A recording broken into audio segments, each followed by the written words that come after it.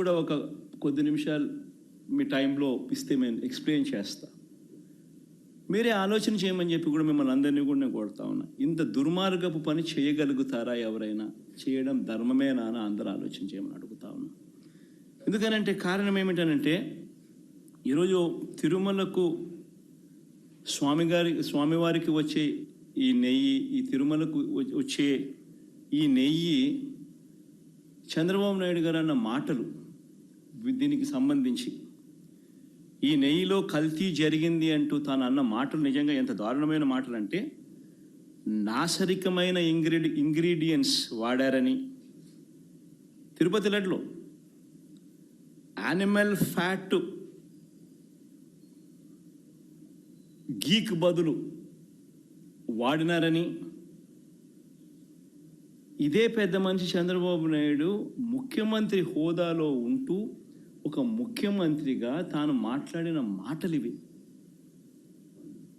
నిజంగా ఒక ముఖ్యమంత్రిగా ఉన్న వ్యక్తి ఈ మాదిరిగా అబద్ధాలు ఆడడం ధర్మమేనా? కొన్ని కోట్ల మంది వెంకటేశ్వర స్వామి భక్తులు దేశవ్యాప్తంగా కాదు ప్రపంచవ్యాప్తంగా ఉన్నారు.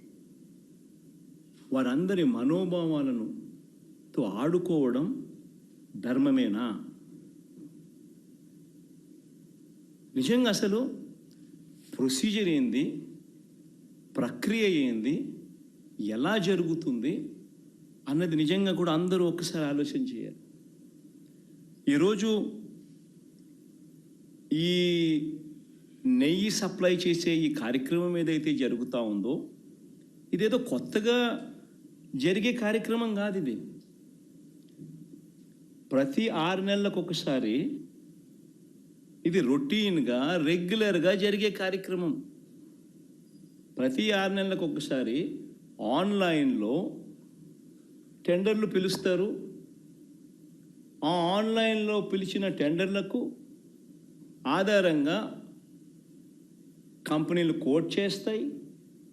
L1 ఎవరికి వస్తారో వాళ్ళని బోర్డు అప్రూవ్ చేస్తుంది. ఇది రొటీన్గా 6 నెలలకు ఒకసారి రొటీన్గా జరిగే కార్యక్రమం. మరి రొటీన్గా జరిగే ఈ కార్యక్రమం ఏదైతే ఉందో, దీనికి సంబంధించి ఆ క్వాలిఫికేషన్ క్రైటీరియా ఇటువంటివన్నీ కూడా కొత్తగా మార్చింది ఏమీ ఉండదు. ఎవడు మార్చేది ఏమీ లేదు, కొత్తగా మార్చింది అంతకన్నా లేదు.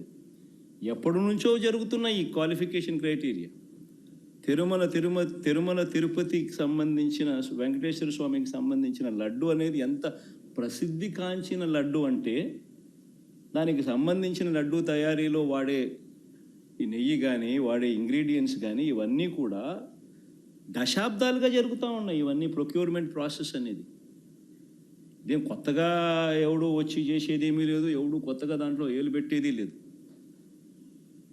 రొటీన్గా జరిగే ఈ కార్యక్రమం, ఈ రొటీన్గా జరిగే ఈ కార్యక్రమం 6 నెలలకు ఒకసారి రొటీన్గా జరిగే కార్యక్రమంలో ఎవరు L1గా వస్తారో వారికి ఇస్తారు.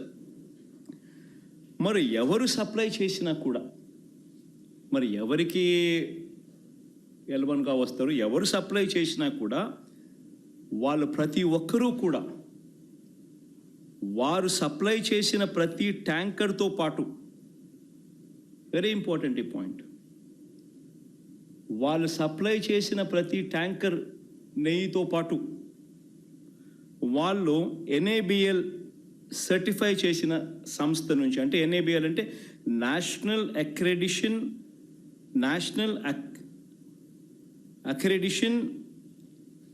NABL national accreditation board for labs, national accreditation board for labs certify చేసిన సంస్థ నుంచి ప్రోడక్ట్ క్వాలిటీ సర్టిఫికేట్ తీసుకొని రావాలి. రూల్ వచ్చిన తర్వాత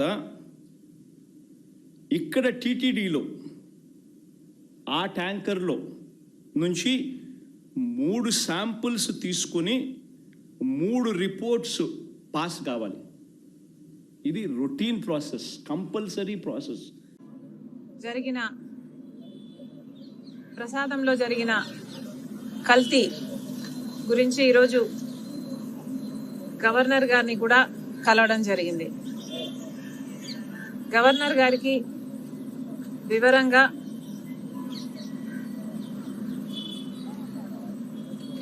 చెప్పడం జరిగింది.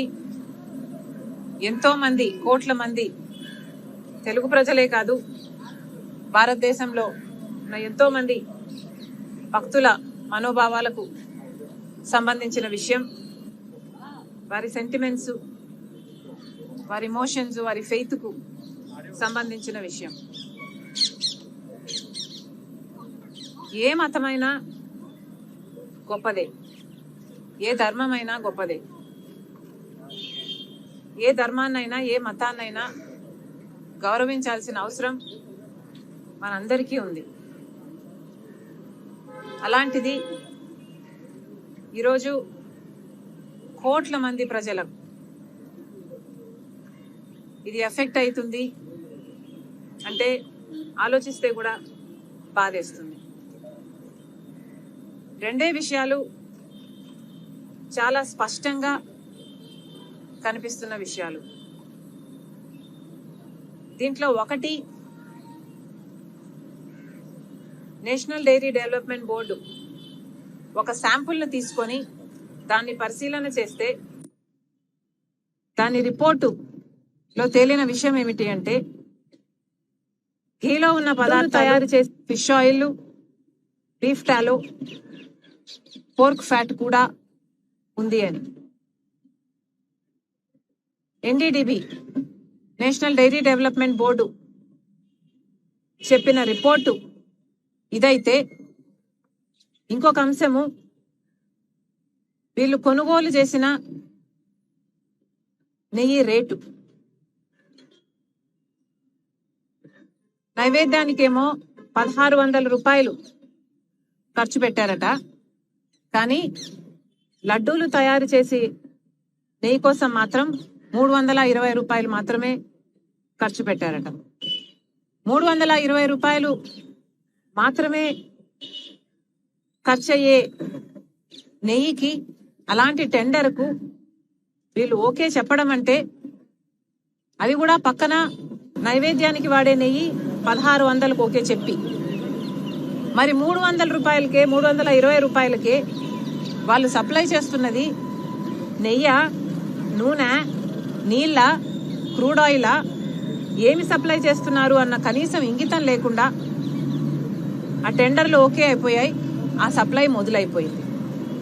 దాంట్లోనే అర్థమైపోతుంది ఏదో తప్పు జరిగింది అని.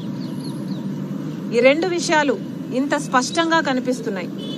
ఒకటి, నేషనల్ డైరీ డెవలప్మెంట్ బోర్డు ఇచ్చిన రిపోర్టులో ఉన్న కల్తీ, ఇంకొకటి వాళ్ళు సప్లై చేస్తున్న నెయ్యి కాస్ట్.